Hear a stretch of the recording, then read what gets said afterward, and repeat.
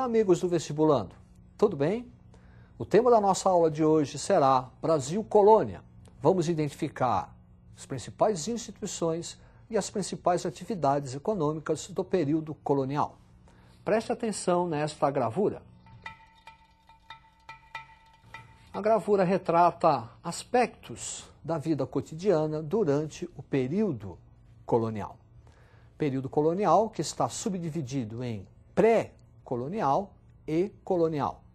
Pré-colonial, 1500, 1530, caracterizado pela atividade da extração do pau-brasil e o regime de feitorias. Observe este mapa. O mapa assinala em pontos amarelos as principais feitorias portuguesas aqui no Brasil para a extração do pau-brasil. Essa atividade econômica era exercida pelos índios, portanto os índios iam até a mata, retiravam a madeira pau-brasil, que tinha uma importância para a Europa, retirava-se desta madeira uma substância, uma tinta corante, que seria utilizado para tingir tecidos. E feitoria é um entreposto comercial. Algumas vezes, ao longo do ano, embarcações portuguesas chegavam no litoral, retiravam a madeira e colocavam no interior da feitoria bugigangas, presentes para os índios. Isso se chama escampo. A partir de 1530, com a chamada expedição de Martim Afonso de Souza, inicia-se o período colonial. E esse período colonial é caracterizado pela instituição das capitanias hereditárias. É a divisão do Brasil em 14 longos lotes de terra entregues aos donatários, capitães donatários. Para você visualizar o que estamos falando, preste atenção neste mapa. Aí estão as 14 capitanias hereditárias, faixas territoriais, que seriam administradas pelos capitães donatários. O regime das donatárias foi regido por dois documentos. Carta de doação, documento onde o rei transfere ao donatário a posse da capitania, e a carta de foral, que é um documento onde se estabelece os direitos e os deveres dos donatários na capitania. De maneira geral, o regime de capitanias hereditárias tendeu ao fracasso, excetuando duas, Pernambuco ao norte, São Vicente ao sul.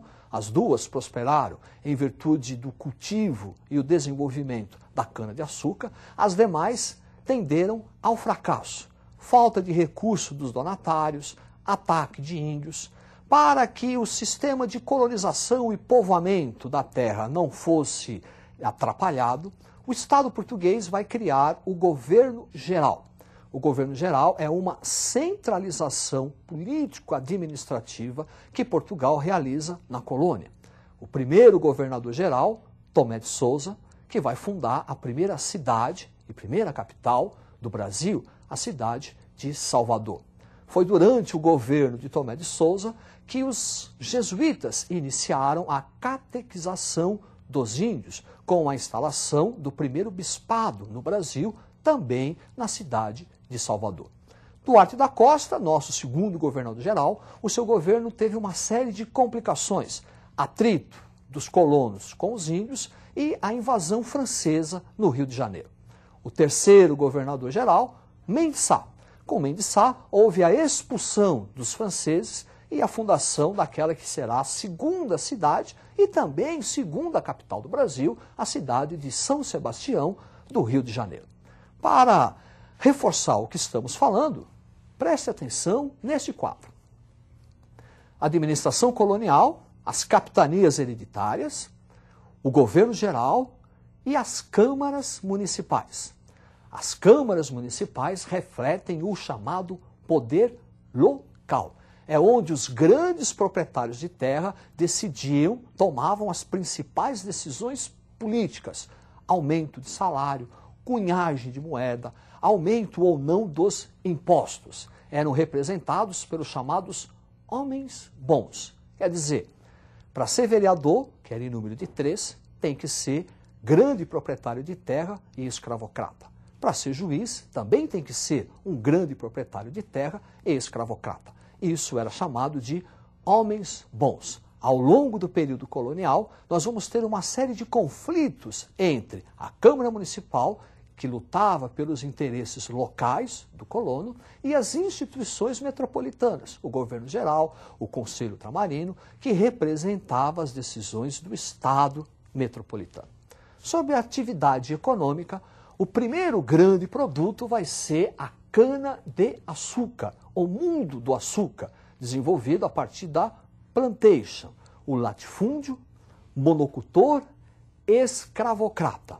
Nesse mundo do açúcar, vamos destacar o enorme papel dos holandeses, responsáveis pelo financiamento para a montagem do engenho colonial, também responsáveis pelo transporte do açúcar para a Europa, refino desse açúcar e depois a distribuição do açúcar refinado por toda a Europa. Preste atenção nesta gravura. Aí está o engenho colonial. Podemos identificar a senzala, onde ficavam os escravos, a Casa Grande, não só residência, mas também um quartel-general, um centro administrativo de toda a vida colonial, ali a capela e aqui o engenho colonial, o principal local do mundo do açúcar. É por isso que falamos agromanufatura do açúcar. Quer dizer, primeiro, a agricultura, o cultivo da cana-do-açúcar. Manufatura, que é transformar a cana-de-açúcar em açúcar, no engenho colonial.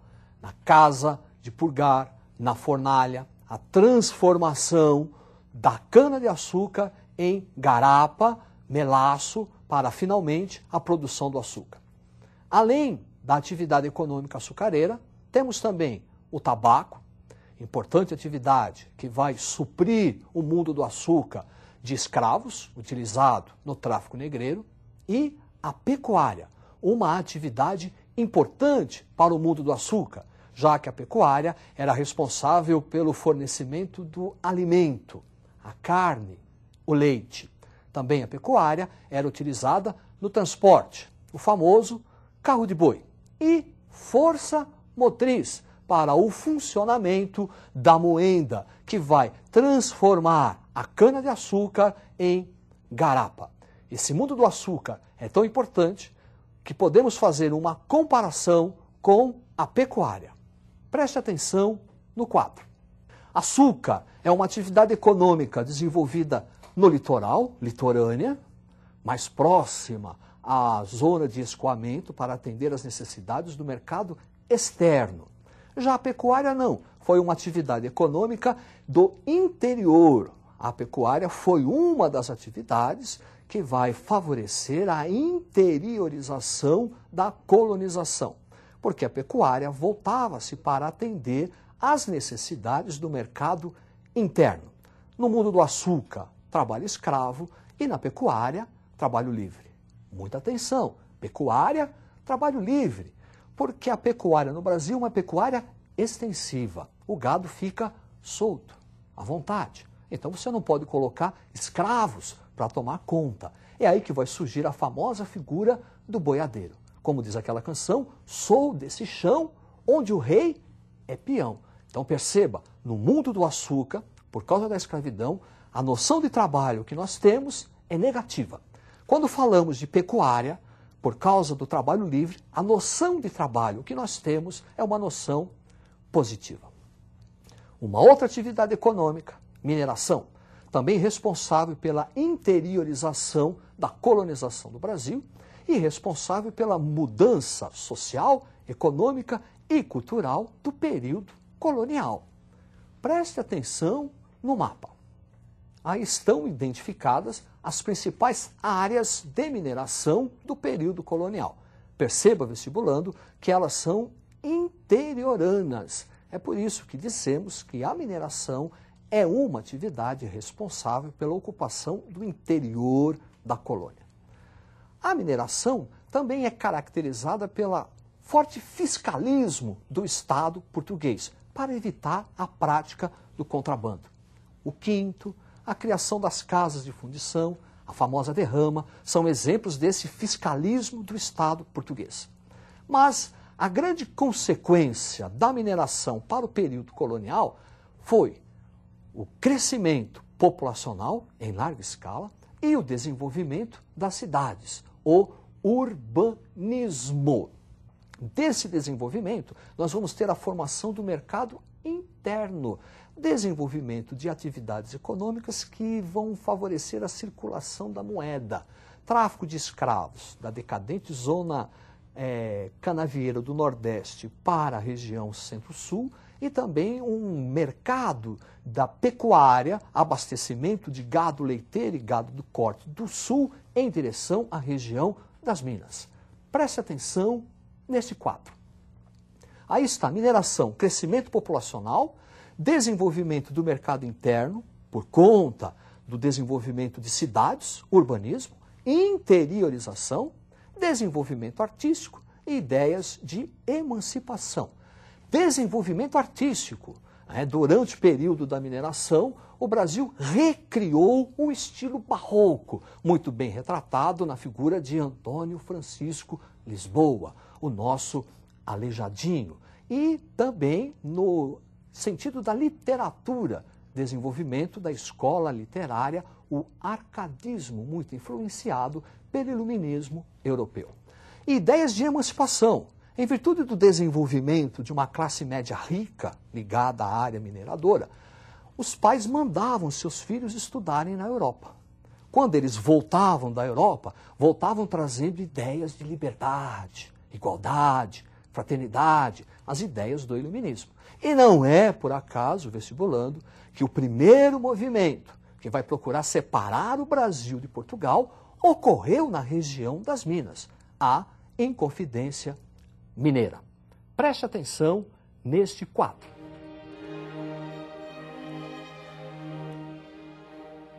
Aí está retratado a figura, um dos principais líderes do movimento da Inconfidência Mineira, que tentou libertar o Brasil de Portugal.